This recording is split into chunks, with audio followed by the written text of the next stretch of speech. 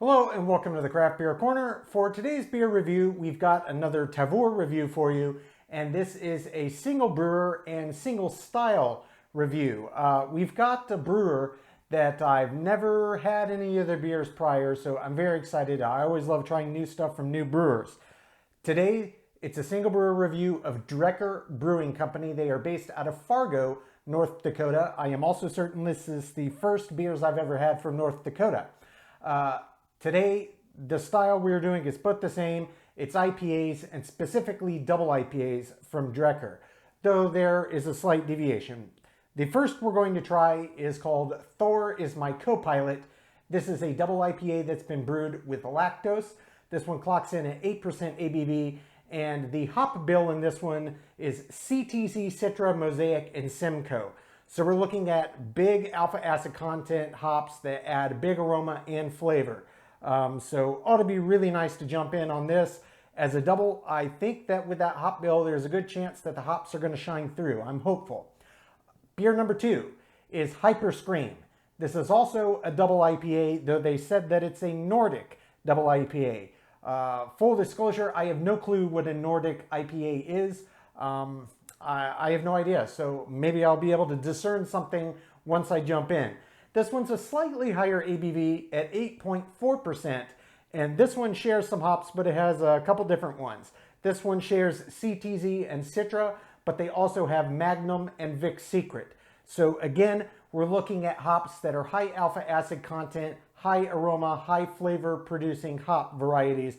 So both of these being doubles, slight deviations in the style, the approach, and the hop bill, also the malt bill and the yeast, which I'll get to when we get to each individual beers, but this brewer does us a kindness by telling us precisely what they use. That's very rare, and I love it. I like to list the hops first in an IPA. I think that's a really critical component to know, but when we break these down individually, I'll go through the full ingredients list.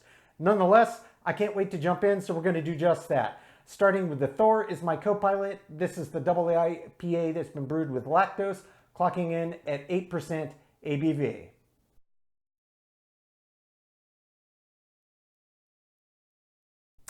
Okay, so jumping right in with beer number 1 of today's single brewer Tavour review, and single style indeed. Drekker Brewing Company's Thor Is My Co-Pilot. This is a double IPA brewed with lactose, clocking in at 8% ABV. Based out of Fargo, North Dakota. I did already mention the hop bill is CTZ, Citra, Simcoe, and Mosaic, but I also mentioned in the intro that they give you the full ingredients bill on the back of the can, which I think is awesome.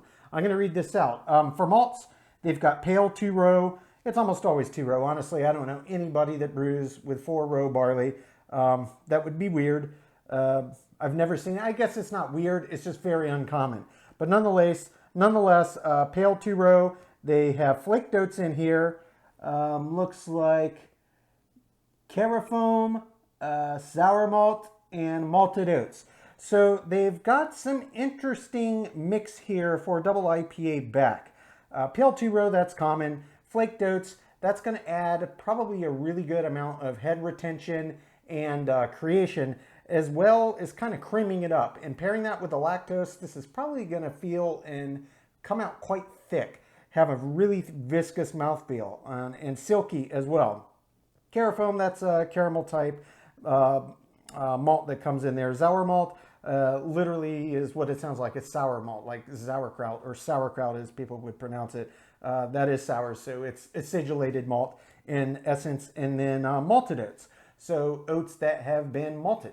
We already went down the hop bill. Yeast, it's their house IPA yeast. So we've got a pretty interesting mix here. Honestly, reading through it, never obviously had their house IPA yeast, but they have an IPA specific. It's an interesting malt bill that I think in a double with lactose probably is going to work quite well. And paired with these hops, honestly, I'm really excited about it.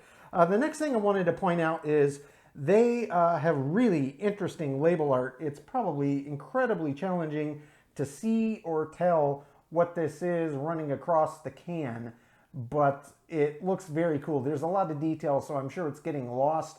It looks kind of like, I don't know, some kind of Norse battle scene is what it looks like to me. If you could see it up close, it looks really, really cool. And they also tell you on the can who did the art on their label, but honestly, it's written in cursive and I can't make it out. It's just too small. I need new glasses. It is what it is. So I apologize. I can't tell who did the artwork and to whom to credit, but to give the credit, but it looks great.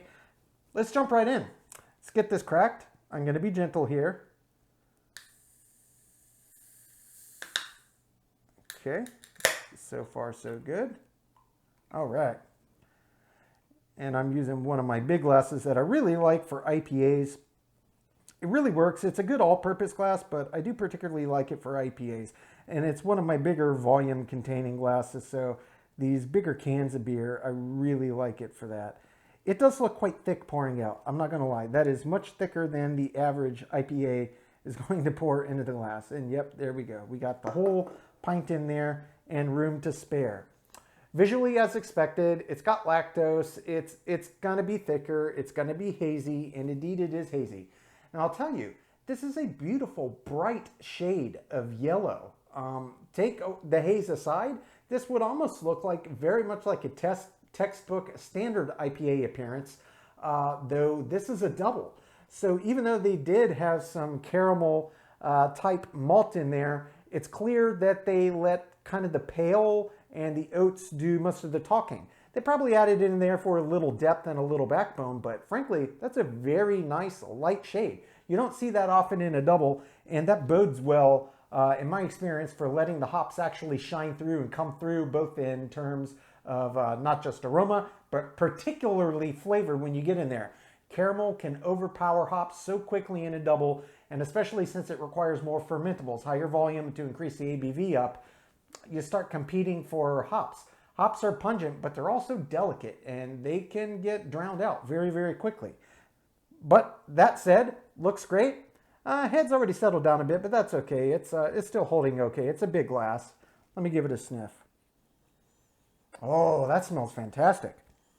It smells very, very hoppy and very citrusy, very fruity. It's kind of a mix of fruit. I smell a lot of citrus. It reminds me most strongly of grapefruit is the dominant citrus aroma I'm getting. And I'm also getting maybe a hint of orange, maybe a hint of lemon and lime. It's kind of an amalgam of a bunch of different citrus fruit. I would say grapefruit is the dominant. And there's some other flavors coming through in there, maybe peaches coming through. It's an interesting aroma. It smells very nice. It smells very bright. It smells very fruity. But at the same time, I know that aroma and my brain triggers hops. It doesn't go to fruit expecting sweet fruit juice. It goes to hops because I know what hops are in this and I smell that and ding, ding, ding. We've got the telltale. So without further ado, let's jump right in. Give this one a whirl.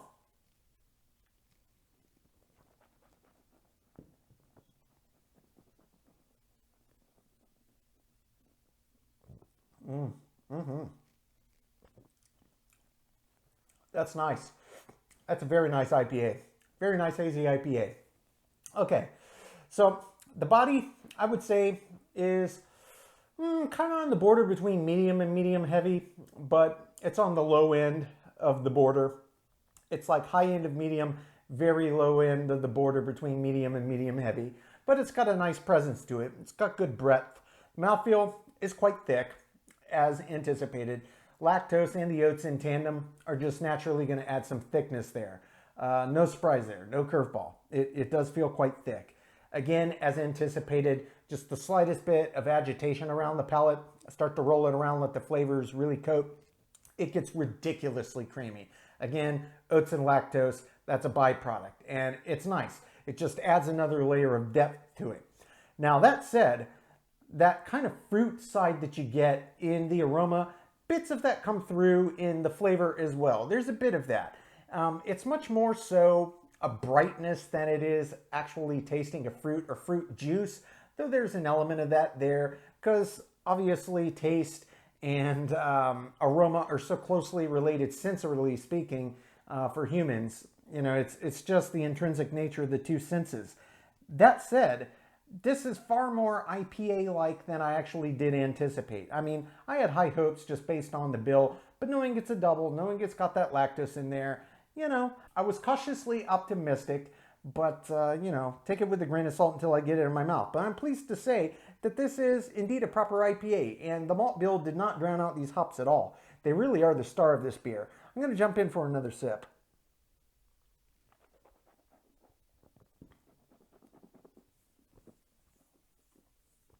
When you first get it in your mouth, that's where you get the sense of fruit.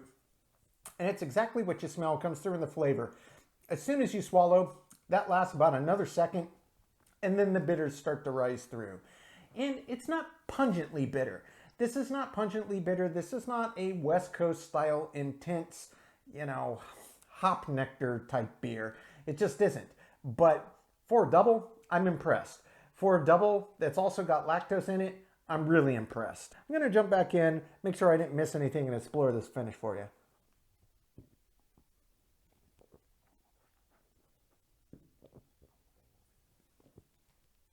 Really thick, really big feel, big body, thick mouthfeel. Juicy burst up front, gets out of the way, the hops come through. You can pick them all out because of their individual flavor characteristics. You do get the orange, you do get the grapefruit, you did get that kind of peachy undertone, and then they all just kind of mix together. It never really gets ridiculously intense in terms of peak of flavor. It's just kind of there from the outset. It's got a good burst and it kind of holds that intensity. Then lets everything kind of meld together, all the kind of fruity nature of it, all the classic hop flavors, and then their bittering agents, and they're all kind of melding together, and it's a little dissipate to the end. The finish on this is not particularly long, especially in terms of an IPA. As a double, I'd say it's okay, because usually the doubles don't last as long. That's just a generality. It's not always the case. There's always exceptions, but in my experience, that's the rule. You want a long finish on an IPA, you're better to go with a standard than a double, because the malt bill will typically override the hop lingering bitter components, and each sip just, you don't get as much bang for your buck. But, it's average, I guess. For a double, I'd say it's average. It's not poor, it's not great. It's just average in terms of length, but it's very tasty. It is very, very good. This is a good beer. It's got a lot going for it. There's a lot of layers happening here, and I think that they built this beer very, very well. The ingredients that they chose, not just in terms of the hops, which I think that's a great hop bill for a double, but the way that they built it around their malt bill, which is quite a unique one, then add the lactose on top, and clearly a very solid house strain of IPA yeast. Yeah, this is a winner. This is a very good double, especially considering it's a lactose hazy. This is well done, in my opinion. I'm going to take my time, sip on this, come up with my scores. When we come back, we will get to beer number 2. That is the Hyper Scream Nordic Double IPA at 8.4% ABV.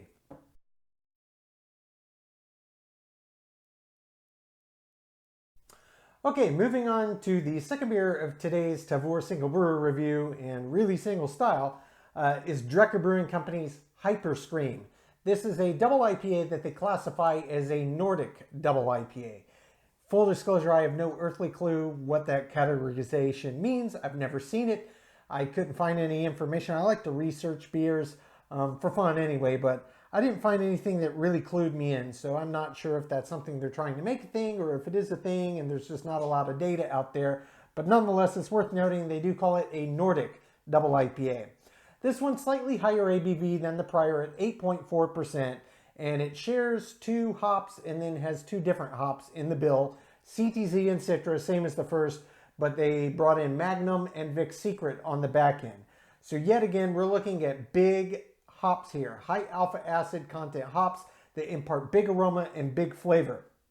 Just as with the prior beer, they do list their full ingredient bill. So on the back, they've got for malts, 2-row, standard, oats, carafoam, and spelt. So a little bit of a deviation on the prior, but it's got some commonalities. Really, the main difference, obviously spelt wasn't in the prior, but the biggest difference is no acidulated, no sour malts. Hops, we already read, and then yeast, they're using Kvik, which is a Scandinavian farmhouse yeast. So that's a very interesting choice for an IPA, in my opinion. It could add a little bit of a wild character to this beer, which could be very, very interesting. And just as with the first beer, yet again, we've got some interesting artwork on the label. This one looks quite a bit more abstract, though. It looks to me almost like an astronaut out in space whose helmet has smashed. smashed open in the vacuum. I'll try to angle it and keep the lights from glaring, but looks really neat. And yet again, it does say who did their artwork. Oh, actually, it's really small, but it says punchgut.com. So maybe that's a site that you can, contract out to do your label art. Anyway, it looks really cool. So without further ado, let's get this one cracked. Be interesting to see how these two compare to one another, in my opinion here. So we're going to get this poured right in the glass. Okay, we're looking at another hazy beer here. Very similar in terms of shade.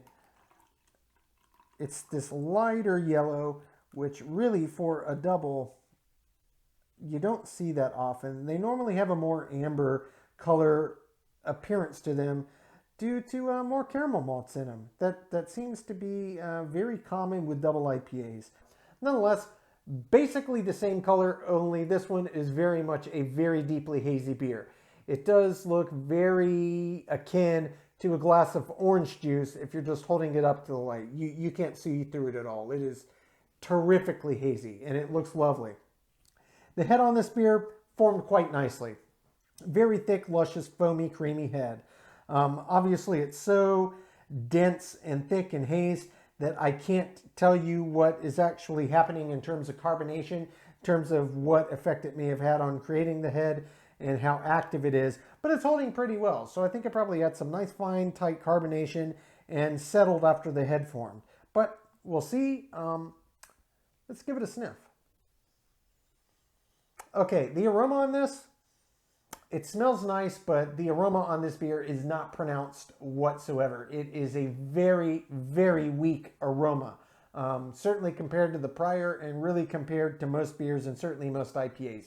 You've really got to get your nose down in the glass and breathe deeply to even pick it up. It does smell citrusy. That's the dominant aroma I can get. Citrusy and a little other fruit that's not citrus. It's hard to pick out. The aroma is so weak. It's very weak. Been a long time since I've had that big of a problem trying to get a sense of the beer just by smelling before I jumped in. So this may be a bit of a surprise, but head is settled. Weak aroma aside, let's jump right in, see what's in store.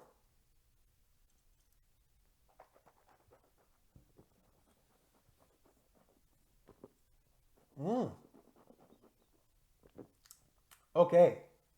Ooh. Gotta say, I did not anticipate that in the slightest. I would not say that this hazy is a juice bomb. It's not a lactose added, juicy, fruity, accentuate the fruit side of the beer. This is a hoppy double. This is properly hoppy. It has intense hop flavors and bitters, far more than the average double. I am pleasantly surprised by that fact. I gotta be honest, I didn't see it coming, and it's a welcome surprise.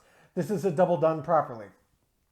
For all of the interesting nature of what they added in, and say what you want about the beer and the various subcategory style, but sticking to a lighter malt bill, adding those big alpha acid hops and doing them in the process in the quantities that they used and wear along in the boil or post really helped make a nice hop forward, bold, hoppy beer that has a nice boatload of bitters. And I can tell you that yeast strain that they used does impart quite an interesting flavor character to the beer in tandem with the hops. It does have a little bit of a wild edge to it. Gonna jump back in for another sip. I'm gonna explore body mouthfeel and start thinking about the finish here.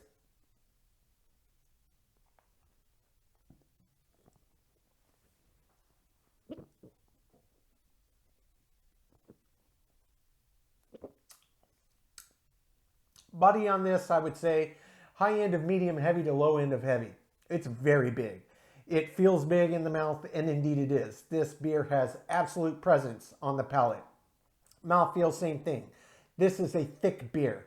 There is a lot of viscosity to this beer, and probably unsurprisingly, if you start to agitate and roll it around the palate to let it coat, it does get quite creamy and even thicker. This is a big beer.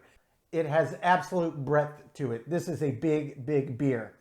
In terms of the finish, when you first get it in your mouth, it's kind of interesting because there's hints of fruitiness and then there's hints of hops there's a slight hint of the malt bill, and you start to get some of that kind of wild yeast strain character to it. So it's a little bit of an interesting hodgepodge, and it doesn't really give you that much to go on until you actually swallow. That's when the flavor profile really opens up. And honestly, it's so interesting, I am going to have to jump in for one more sip to make sure I nail kind of the points along the trend of the finish, where it actually opens up, in what order, how it finishes, and in what intensity. I've got to go back in. This is a big beer, and it's an interesting beer.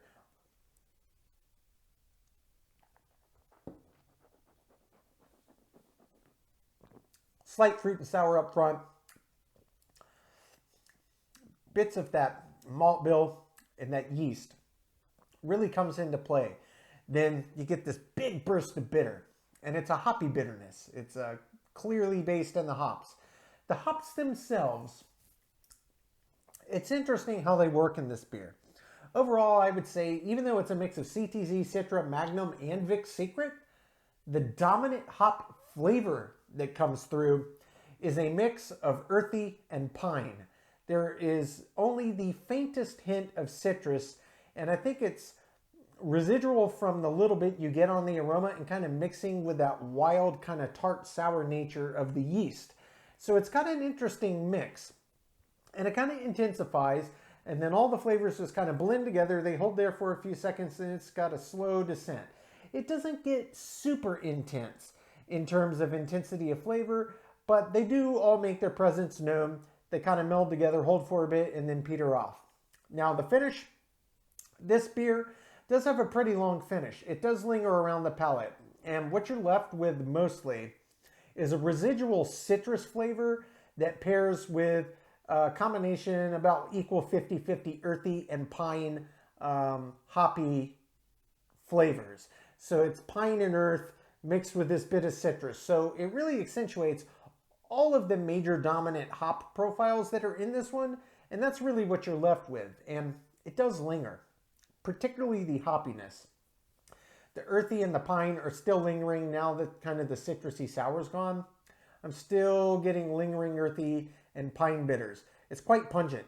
In fact, it makes its pungency known far more present on the end of the finish. With each passing second, I keep thinking, wow, that's still sticking around. It didn't seem that intense at any point while I was drinking it in the front, but on the end, it really does linger. It's got a long finish. This is a solid beer. I'm a big fan. I'm very pleasantly surprised with this. I think they built a very good beer here, and a very interesting beer, and no doubt this is complex. This is a beer that I think many different types of IPA drinkers would really get into.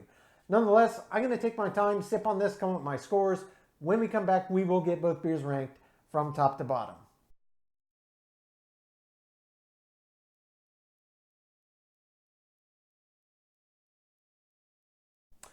Okay, now that we've gotten to enjoy both of these beers, we're going to get them ranked, starting with Drekker Brewing's Thor Is My Co-Pilot. This is the double IPA that's been brewed with lactose. 8% ABV on this one. Again, Drekker Brewing Company is based out of Fargo, North Dakota, and this was a single brewer Tavour review. Hop bill, I always like to list, even though I give you the ingredients in detail, but to recap, CTZ, Citra, Mosaic, and Simcoe on this one. Starting with the aroma. The aroma on this beer was very, very nice. Certainly high alpha acid and very high aromatic and flavor. Hop choice really is going to impart a lot into the beer, and this certainly was in line with what I expected. It did have quite classic pronounced hop aromas, and not just the hops, but the undertones that they produce. So you got the mix of the citrusy, the other various fruit, and the earthiness, and just all of that hoppy goodness. It was certainly above average, though not top tier, especially considering the hop choice that they did use, but it was higher than average. I gave it an 8 out of 10. Taste. Taste on this beer was very nice. I did enjoy it. I thought that in terms of the complexity of flavor that came through, the hops really delivered and did their job, and you could taste them all independently, more or less. For me, really, and this happens often with doubles, in terms of the average double offering, this was certainly a hoppier, kind of choice than you would normally find. And I think a lot of that played into the malt bill that they used. A notable absence of a massive amount of caramel really kept that nature of malt from overshadowing the hops, but it still wasn't intense as it could have been, especially considering the high alpha acid content. Again, I thought it was above average though. It gets an 8 out of 10. For the body on this beer was nice. For an 8% ABV double though, it was not quite as robust as I anticipated. That said, it was certainly above average, just not top tier. It gets a 7 out of 10. Mouthfeel wise, the mouthfeel on this was fantastic. It was very viscous, and you know, a double IPA typically is going to have more body and mouthfeel anyway. You add in the lactose and it really helps to thicken this up. That was exactly as I anticipated. It was huge. It gets a 10 out of 10. Finish on this. This was another category that surprised me, especially given the hop bill. The finish on each sip really was just okay. It was enjoyable. That's not what I mean. I just mean in terms of length and how long you get to pick apart what it is you're tasting and how long it lingers. It was just average. It didn't have that much staying power. It gets a 5 out of 10. Head and retention. Head and retention on this beer was okay, but I actually did anticipate that it would hold and retain quite a bit better than it did. It was high end of average, but that's about it. It gets a 6 out of 10. Appearance-wise, this was textbook. This was a lovely hazy IPA, and for a double, and it had that nice bright yellow, so I knew, okay, there's not a ton of caramel. There probably is some, but not a ton, so the hops have a chance. And it looked great. It was beautifully hazy, and it was just this bright orangey yellow, lovely beer. It gets a perfect 10 out of 10. Balance. Balance on this beer overall I did think was quite nice. I know I'm nitpicking on some categories here, but I have to. That said, the whole package I thought was overall well balanced. Really the only thing I could say is it's an IPA. So please do what you got to do to extract more alphas in there to let the bitters come through. It's not just about hop aroma and these fruity flavors. The bittering is part of the IPA experience, just a heavier hand. I still thought it was above average overall though. It gets an 8 out of 10. Failing in the intangible. Subjectively, I really enjoyed this beer. This one really did do a good job. I thought it had a lot going for it in terms of just how well it was put together and the way that they mixed it. And it had a very interesting malt bill which came into play as well. So overall, I thought well done. I thought it was above average. I gave it an 8 out of 10. Finally, as an example of the style. There are so many categories and subcategories of IPA, and it seems like it's ever evolving. This is certainly one of the more popular ones, has been the last couple years. The kind of New England interpretation, the hazies, and then add in the lactose to accentuate the juicy fruity side, kind of play down on the hops. So I did think that it was an excellent example of this style of IPA. It had a lot going for it. A very interesting and well put together malt bill, a really good selection of hops that paired well together and brought a lot of different aroma and flavor to the table. And although I always am craving more bitters, particularly in double IPAs, it just happens 9 out of 10 times or greater. This one did a great job, honestly. I thought it was certainly well above average example of what to get in terms of a double, specifically a hazy and a lactose. It had a lot going for it. I give it an 8 out of 10. That brings the total score on Thor Is My Co-Pilot to 78 out of 100. So this is certainly a well above average offering. Anybody that's a fan of the hazies and the lactose added IPAs or doubles, I think you're really going to enjoy this. Moving on to beer number 2, Hyper Scream. Double IPA, they called this one a Nordic double IPA. Slightly higher ABV at 8.4%. And the hop bill on this one shared 2 hops. So again, we get CTZ and Citra, but we also got Magnum, the ridiculously high alpha German hop strain, and some Vic's Secret, which adds some interesting nuance and subtlety that you don't get with other hop varieties. Very good beer, very interesting beer, and completely different to the prior. Starting with the aroma. The aroma on this beer was the one big miss for me. It's been a while since I've had a beer where the aroma was that faint. It was barely discernible.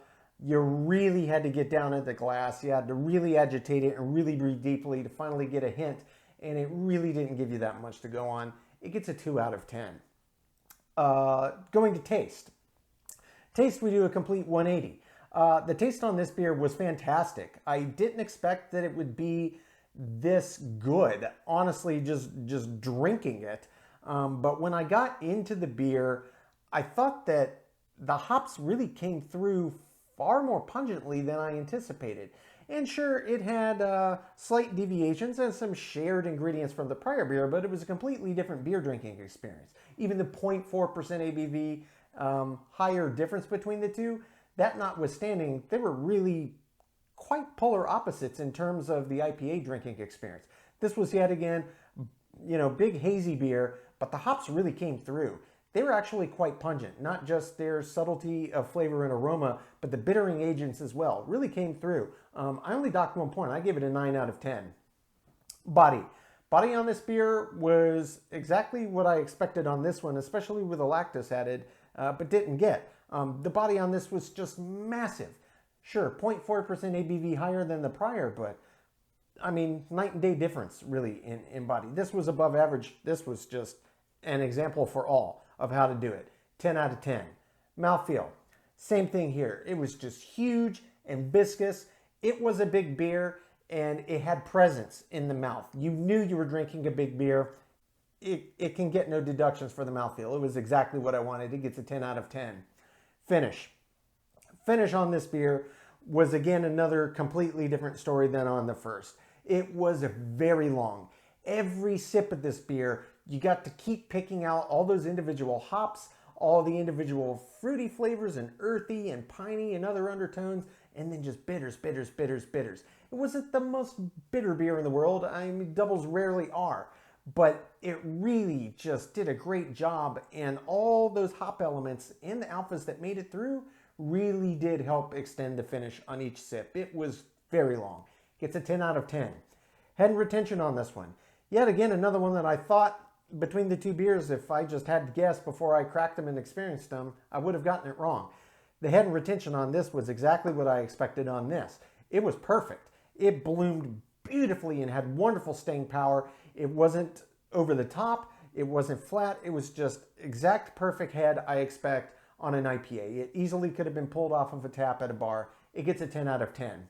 Appearance, just as with the first beer, this was just a beautiful hazy. It was just this beautiful bright orange-yellow color and just so hazy. You could see the light to give you the color, but that's it. You're not seeing through the beer. Perfectly occluded, just a gorgeous color. It looked exactly as I anticipated. It gets a 10 out of 10.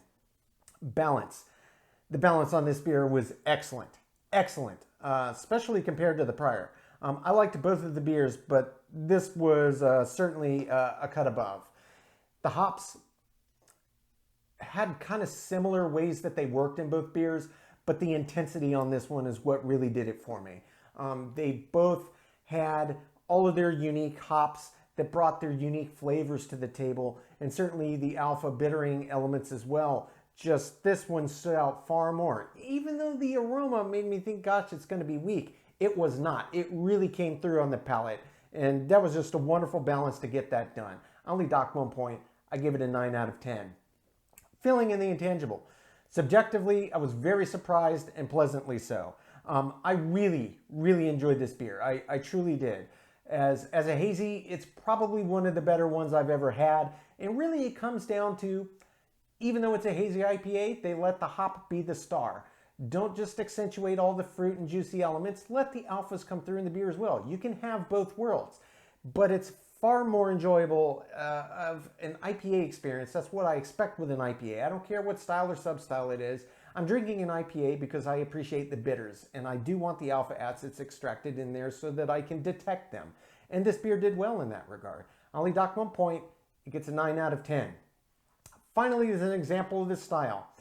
Overall, I did nitpick a couple categories, but frankly, it really came down to the aroma for me. Very low score on that one category that, frankly, if it had even been a little bit higher, I think I still would have given this beer a perfect 10 overall because I thought it was so well done and I enjoy it so well. But I did dock 1 point. I gave it a 9, which brings the total score on Drekker Brewing Company's Hyper Scream to an 88 out of 100. So we're looking at a 10-point difference between the two, but both of these are very, very well above average. Certainly if you're a fan of hazies, I think that these are two to see. If you don't normally go for them, but you try them occasionally just to see what's out, what kind of is changing in the IPA game, these would be two I would recommend. I don't normally go for hazies either, but I did enjoy both of them, and they were both completely different beer drinking experiences, so a little something for everybody. Folks, that's today's review. As always, I sincerely appreciate you tuning in today. If you haven't already done so, please don't forget to subscribe, definitely like and comment. I want to hear your thoughts. And if you want to stay in the loop when our videos go live to YouTube, you can just click the notification bell icon. It is right next to the subscribe button. Until next time, keep it beer, keep it craft. We'll see you on the next one. Cheers.